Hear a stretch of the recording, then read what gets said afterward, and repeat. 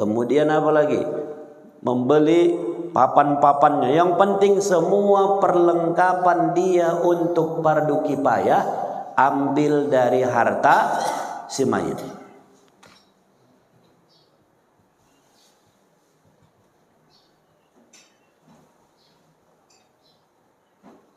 Yang kedua, yang diselesaikan dari harta si mayit itu sebelum dibagi warisan adalah hutang kepada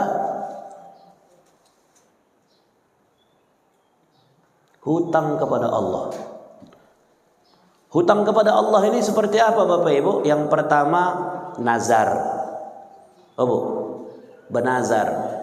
Aku dah Pak Ustaz, pernah aku benazar kata ibu itu. Apa nazarnya? Kalau luluslah anakku nanti P3K. Kalau luluslah anakku nanti P3K, ya, sekarang honor dia Ustaz. Ini kalau luluslah dia nanti ujian P3K ini, sudah benazar aku menyantuni 100 anak yatim. Itulah nazarnya. Ada begitu Bu? Undanglah anak yatim biar makanlah di rumah. Rupanya begitu lulus anaknya P3K, karena sudah sonangnya hatinya, lupa dia pikirin. Tak ingat lagi dia yang pernah diucapkannya itu. Paling enggak berapa lama, setahun kemudian setelah anaknya lulus P3K, meninggal waktu. Maka dia meninggal dalam keadaan punya hutang kepada Allah. Apa hutangnya Bu?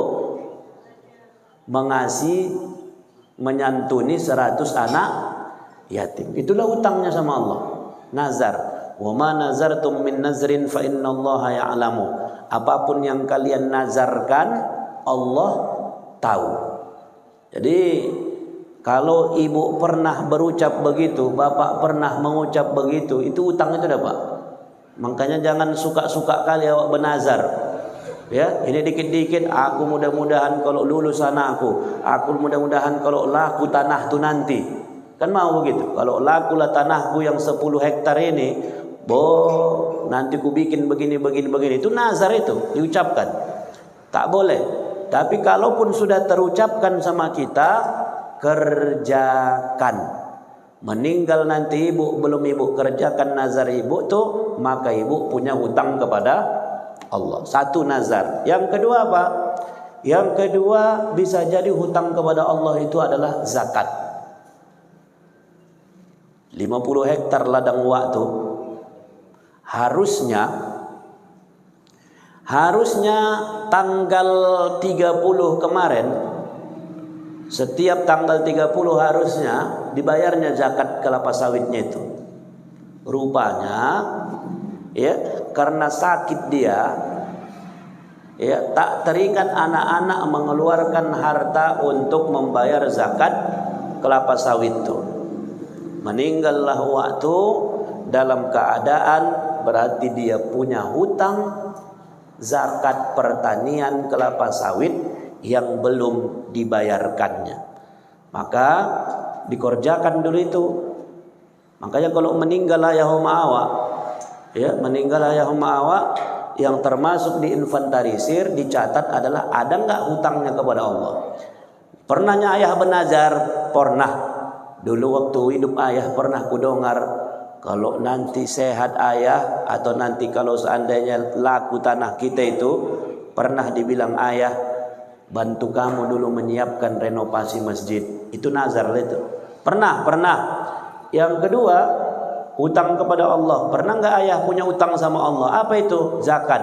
Coba cek pembukuan zakat, pembukuan catatan kelapa sawit ayah. Udah dibayar ayah enggak zakat kelapa sawit untuk tahun ini? Dicek. Terakhir pembayaran zakat harta kelapa sawit tahun 2023. Berarti 2024 belum. Keluarkan. Apalagi kalau seandainya bapak punya hutang fidyah puasa, ya, dulu ibu lah misalnya ada hutang puasa ibu 5 hari yang harusnya ibu pada saat Ramadan tuh udah tak tahan lagi puasa, ya kan, punya sakit mah, yang memang tidak memungkinkan kita untuk puasa, harus membayar fidyah. Tapi sampailah waktu meninggal dunia belum dibayarkannya juga fidyahnya, maka fidyah puasa pun termasuk hutang kepada Allah. Jadi ingat-ingat Bapak Ibu yang dirahmati Allah. Ada enggak fidyah, ada enggak nazar, ada enggak zakat, ada enggak apapun yang kaitannya dengan Allah yang belum kita selesaikan, maka selesaikan terlebih dahulu. Baru yang ketiga, harta kita kalau kita meninggal dunia, kemana diselesaikan terlebih dahulu? Baru hutang kepada manusia. Ya, hutang kepada manusia. Ini perkara hutang nilai yang sedap nih Bapak Ibu. Ya, perkara hutang nilai yang sedap, yang paling cepat merusak silaturahim di antara kita adalah hutang. Dulu yang rapat tenang sama dia Pak Haji, kedannya lagi. Ya, tiba gara-gara dipinjamnya duit awak tak dipulangkannya, putus silaturahim sampai sekarang. Menengok awak pun takut dia. Jadi oleh karena itu hutang sama manusia ini tak main-main Bapak Ibu. Makanya sebelum diberangkatkan jenazah selalu ya ahli musibah mengatakan, kalau ada hutang piutang orang tua kami ini, mohon nanti setelah nanti diselesaikan pada saat setelah, apakah malam ketiga, apakah setelah ini dan sebagainya. Jadi hutang kepada manusia. Jangan sampai Bapak Ibu udah hebat ibadah hawa, sholat rajin, mengaji rajin, wirid rajin, segala-galanya rajin, tapi punya hutang kepada manusia, ya, semua dosa bisa diampunkan Allah dengan rahmatnya Allah. Semua dosa bisa diampunkan Allah, kecuali utang. Tak ada ceritanya utang minta izin minta maaf, tidak ada itu. Yang ada ceritanya hutang harus dibayar.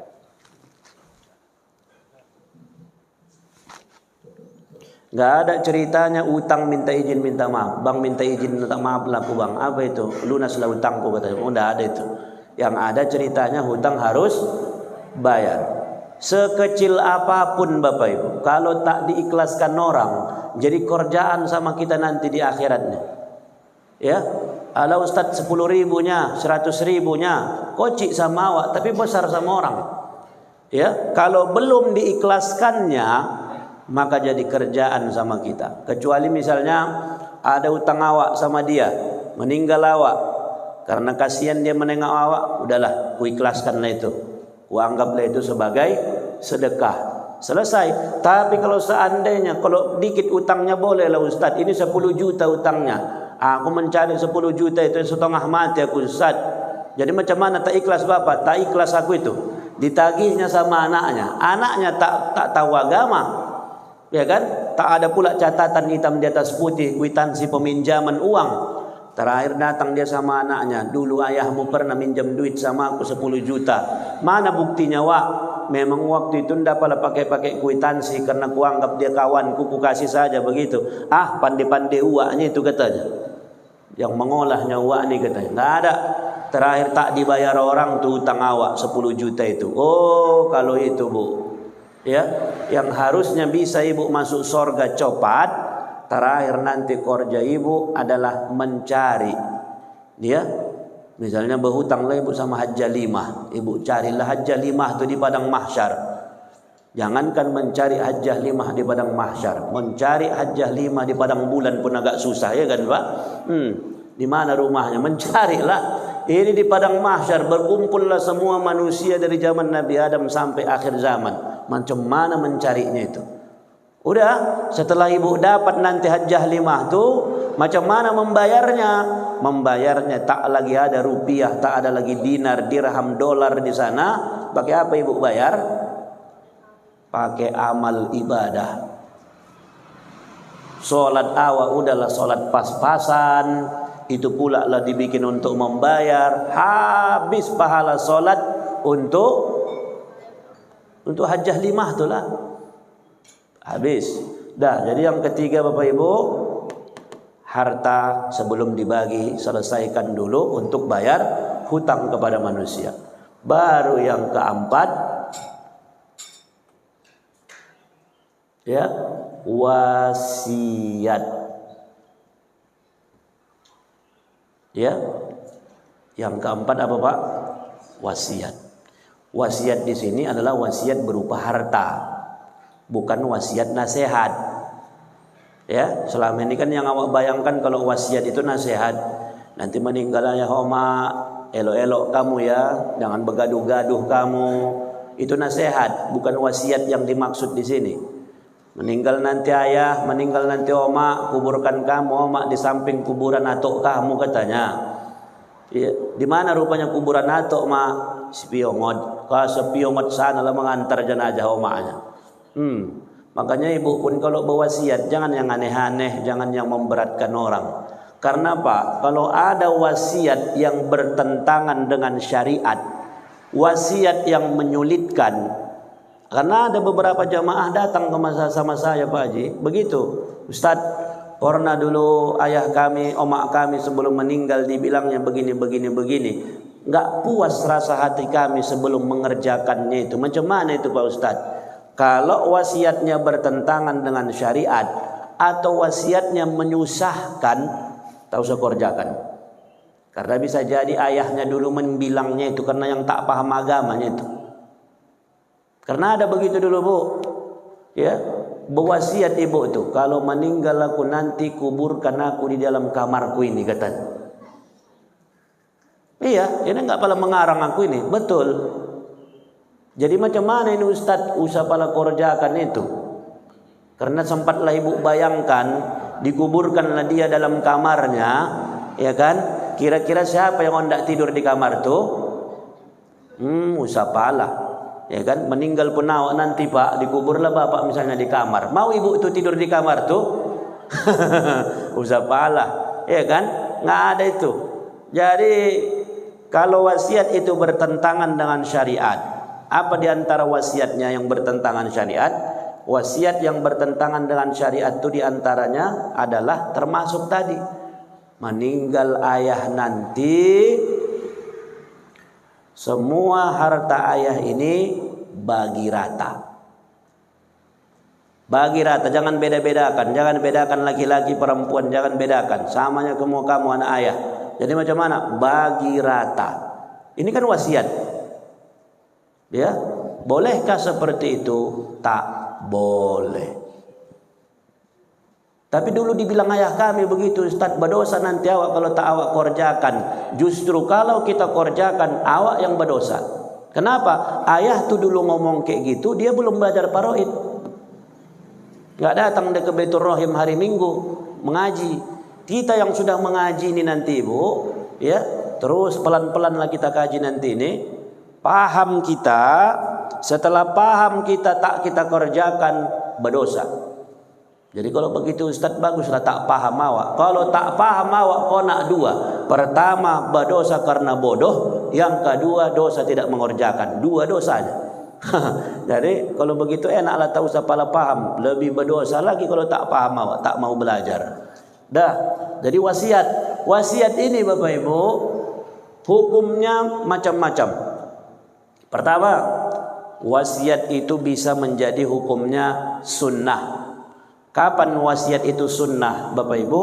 Kalau dia punya harta banyak, harta uang itu banyak, anaknya ahli warisnya kaya, dia kaya, anaknya pun kaya, sunnah lah dia itu. Bahkan mendekati wajib, sunnah, wasiatlah dia. Kapan harta itu, wasiat itu menjadi mubah? Mubah artinya boleh. Kapan seseorang itu mubah? Berarti di bawah sunnah mubah. Kapan mubah?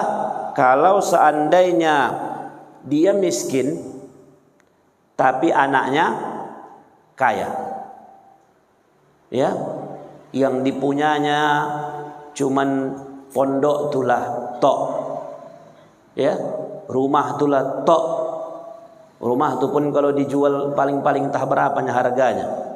Tapi anaknya jadi semua. Jadi semua anaknya, kaya-kaya anaknya.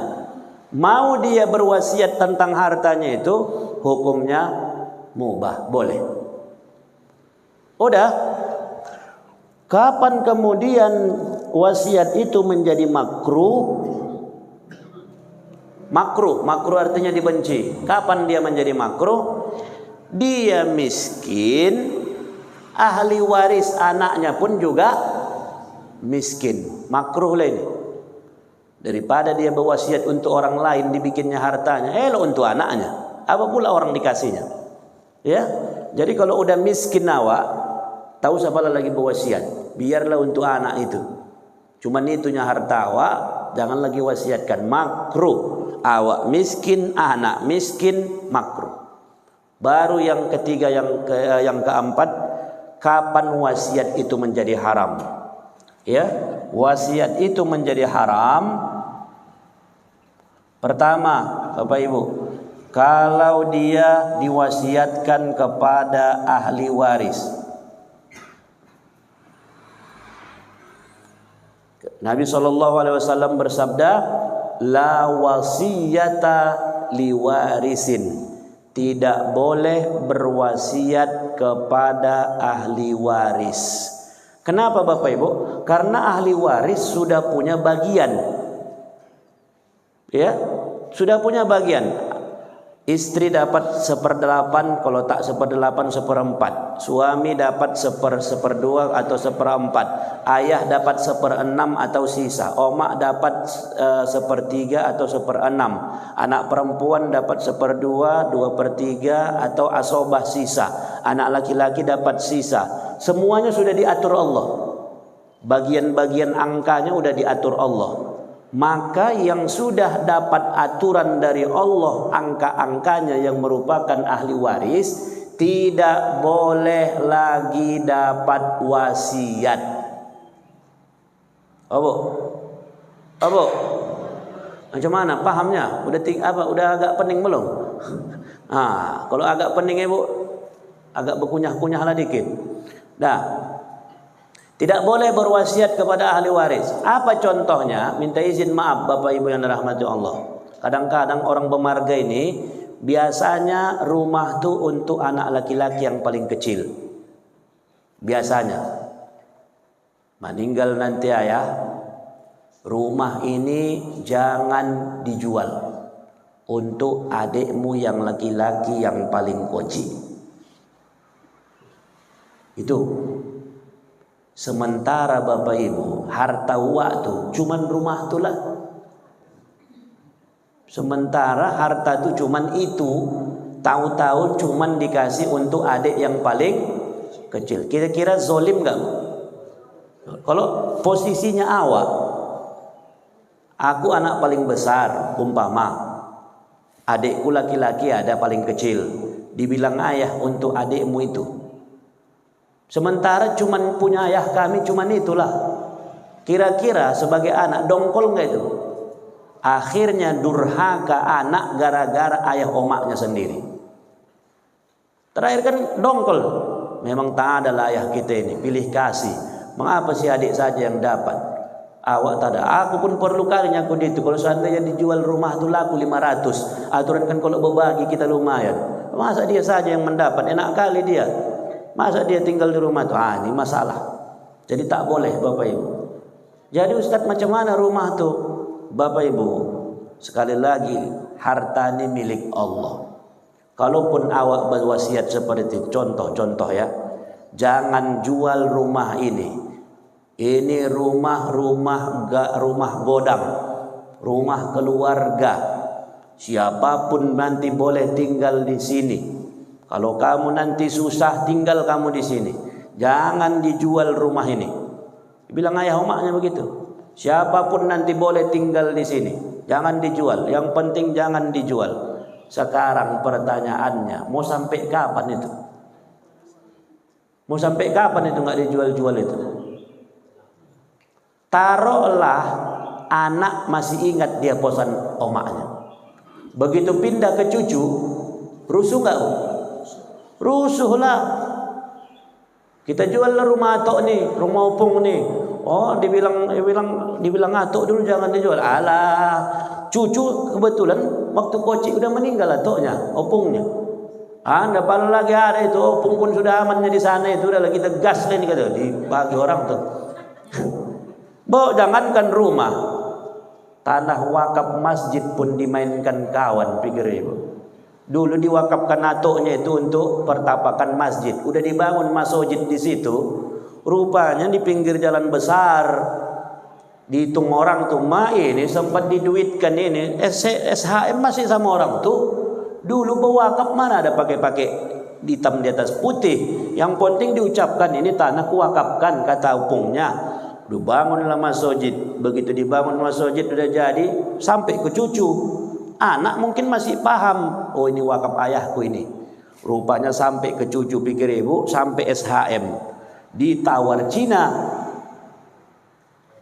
Ya, kalau di pinggir jalan besar, pikir bapak, enggak kemana 1-2 M.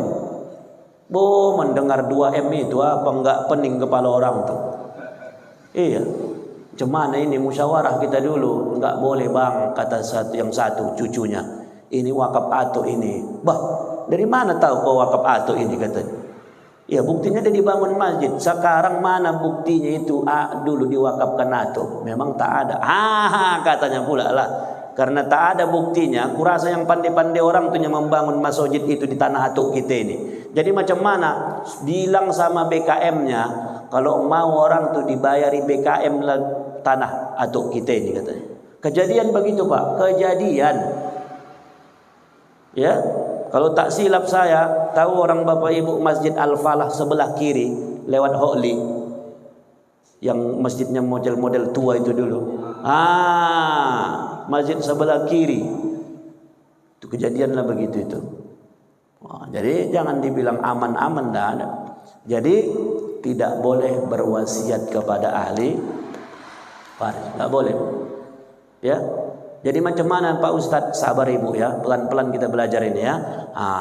Nanti kalau cepat-cepat kali nanti agak mual kita nanti ini ya kan. Tidak boleh kepada ahli waris. Yang kedua, tidak boleh lebih dari 1/3. Lebih dari 1/3, tidak boleh. As-sulusu was-sulusu katsir. Contoh, meninggal ayah nanti, separuh harta ayah nih kasihkan kamu untuk pembangunan panti asuhan, untuk pembangunan pesantren Ustadz Randy, umpamanya ini, ya kan? Separuh dari harta ayah nih nanti meninggal ayah, kasih kamu dulu separuh untuk pembangunan pesantren Ustadz Randy supaya siap pesantrennya itu, umpama. Boleh begitu? Tak boleh. Haram. Bukan berpahala Pak. Jadi jangan awak pikir kalau begitu awak buat berpahala. Oh enggak berpahala. Justru berdosa. Umpama anaknya tak ada yang jadi nih Pak Haji. Satu narkoba. Satu preman. Tidak ada yang menjadi anaknya. Harta banyak. Dibikinnya lah ke notaris. Kalau meninggal aku nanti semua hartaku ini untuk rumah sakit, panti asuhan, pesantren, masjid, semua diwakafkannya untuk sosial. Boleh, haram. Bukan berpahala, berdosa. Ya, jadi pikirnya berpahala dia mewakafkan semuanya itu, berdosa. Kenapa? Karena kata Nabi yang boleh cuman 1/3. Jadi kalau ada harta bapak 900 juta, maka yang boleh diwasiatkan berapa? 300. As-sulusu was-sulusu katsir, 1/3, dan 1/3 itu sudah banyak kata Nabi. Jangan lagi tambah-tambahi. Jadi Ustadz nanti kalau sampailah ke anakku yang narkoba, habislah ini Ustadz. Enggak urusan kita itu Pak. Enggak urusan kita itu Bu. Perkara hidayah urusan Allah. Bisa enggak kira-kira begini? Begitu meninggal nanti bapak, meninggal ibu, misalnya kejadian lah sekali dua meninggal, gap. Ini anak ini tadi yang pertamanya tidak pernah sholat, tidak pernah ibadah, tidak tentulah. Takut kali dulu ayahnya menengoknya ini. Asalkan udah datang ke rumah, bukan sonang ayah umaknya, stres. Ya, ala maroya kata kawan ya kan, datang pula lah kawan. Kenapa kalau sudah datang ke rumah mangarsak? Ya, yang hilang lah kompor gas, tabung segala macam, habis dibikin anak tuh. Begitu meninggal, tiba-tiba datang hidayah Allah, gap. Sakit kali rasanya meninggal ayah omaknya, menyesal dia yang berbuat. Tahu-tahu yang tak pernah ke masjid, terakhir jadi dia pula lah yang rajin ke masjid. Bisa nggak kira-kira begitu, Pak? Bisa. Maaf-maafnya, saudara-saudara kita yang jamaah tabligh yang berjubah berjenggot kemana-mana itu, ya rata-rata mantan premannya itu. Bisa dibolakkan Allah hatinya, ya muqallibal qulub, dibolak-balikkan Allah hati. Gap. Yang dulunya ahli maksiat jadi ahli ibadah. Bisa nggak? Bisa. Jadi sempatlah kita tidak kasih harta itu sama anak. Tahu-tahu dapat hidayah dia. Kasihan nggak? Kasihan. Zalim kita sebagai orang tua. Udah. Nggak urusan kita. Yang penting doakan. Udah ikhtiar aku ya Allah. Udah ku didik dia. Udah ku doakan. Udah. Serahkan sama Allah. Karena boleh jadi Bapak Ibu, datangnya hidayah Allah sama anak, boleh jadi bukan pas kita masih hidup. Bisa jadi tak sempat awak menengok dia berubah. Bisa jadi. Tak sempat awak menengok dia sukses. Bisa jadi. Begitu meninggal awak baru jadi dia. Ya. Jadi oleh karena itu tidak boleh lebih dari baru yang terakhir Bapak Ibu, tidak boleh kepada yang haram. Enggak boleh berwasiat kepada yang haram. Ucap meninggal nanti ayah, agak bosarkan kamu dulu lopo tua kita ini katanya. Ya kan? Ini kan sekarang guguk-guguk. Macam mana bikin dulu model-model KP dulu, tapi tua yang dijual. Supaya apa? Semakin banyak pengunjung. Ini wasiat haram. Kalau dia dibikin-bikinnya untuk yang tak baik, haram lah itu. Jelas Bapak Ibu? Jelas lah ya. Sampai sinilah dulu kaji kita ya. Jadi Bapak Ibu, panjang lagi kaji kita ini ya, bagaimana